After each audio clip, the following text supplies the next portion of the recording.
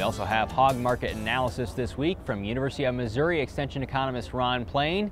In Nebraska, hogs account for more than half of the state's soybean meal consumption. Decimating issues such as the Porcine Epidemic Diarrhea virus can therefore make an impact not only on pig producers, but also soybean growers. The latest data from the last week of August shows the smallest number of positive PEDV tests since mid-October 2013, but colder weather on the horizon could make it easier for the virus to spread. The feed for those hogs is about to get help from record corn and soybean crops, and pig prices have risen to historically high levels. That combination helps show why the USDA is projecting a big jump in profits for pork producers in 2014. We talked with Ron Thursday morning and began by asking about prices in cash and futures markets. Well, we're seeing a bit of a rebound, Jeff. We had a very sharp decline in hog prices through July and August, but since the 1st of September, prices moving back up a bit.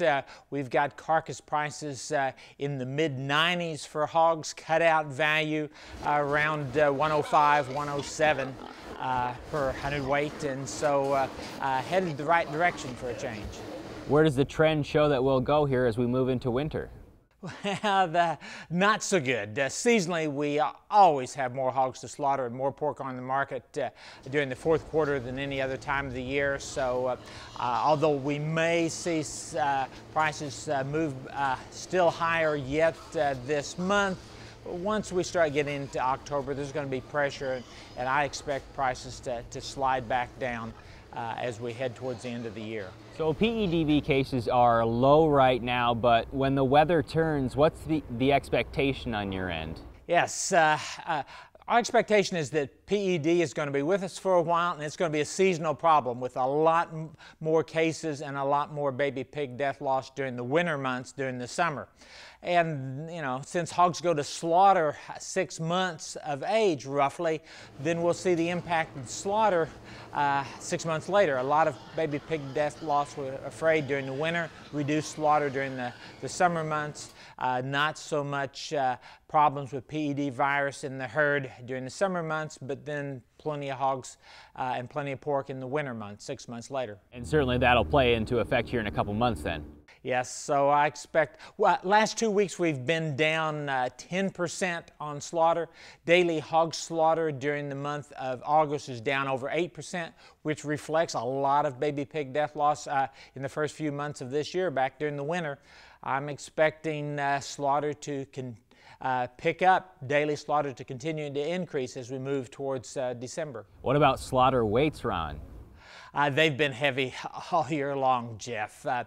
We've now had 17 weeks in a row with slaughter weights at least 10 pounds heavier than a year ago. So packers and producers are making up for the lack of hogs to a certain extent by feeding them bigger and processing heavier hogs. Ron, analyze for me the availability and cost of feed as harvest is soon to get underway in this part of the United States. Well, USDA is saying we're going to have our first 14 billion bushel corn crop ever. This 2 back-to-back record years in corn production. So what do you expect? Corn prices are falling, and falling fast. The days of $6 a bushel corn are gone for the foreseeable future. We're going to have a lot of places with prices in the low 3s, some maybe even bidding in the high 2s, as we're going to put a lot of corn on the ground, it looks like. Just not sure in places we got enough storage capacity, and so there's going to be some bargain prices for corn to be had, we think, this fall. July trade data is out. What does it show? Some good news, really. We were down 2.5% in pork exports during the month of July, but year to date we're up 6% in pork exports. We've had fabulously high record hog prices and pork cutout values, yet we're still up 6% in pork exports. So foreign demand for U.S. pork is still very strong. Mexico is the big growth market. The last couple of months, they've been our #1 foreign buyer on a tonnage basis, with Japan, who's normally #1, sliding to #2. USDA released their farm income data recently. What are they expecting to see from the hog farmer? Well, it's going to be a good year for hog farmers. The inelastic demand for pork means that, yes, production's down about 1.6% year to date, but prices up an awful lot more than that. And so we're going to see record farm income for hog farmers this year, record prices for hogs this year. Production's going to be off a bit, but still, for those farmers who didn't get hit hard by PED, it's going to be a good year. Ron, is there a threat of negative margins anywhere in the foreseeable future? Well, if you plug corn futures and soybean meal futures and hog futures into a model and kind of look at profitability, not this year and not even next year.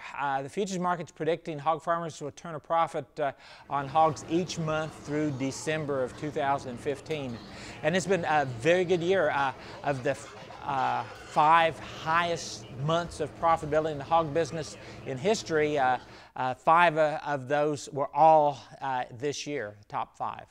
The USDA is scheduled to release its quarterly hogs and pigs report later this month on September 26th at 2 p.m. Central Time.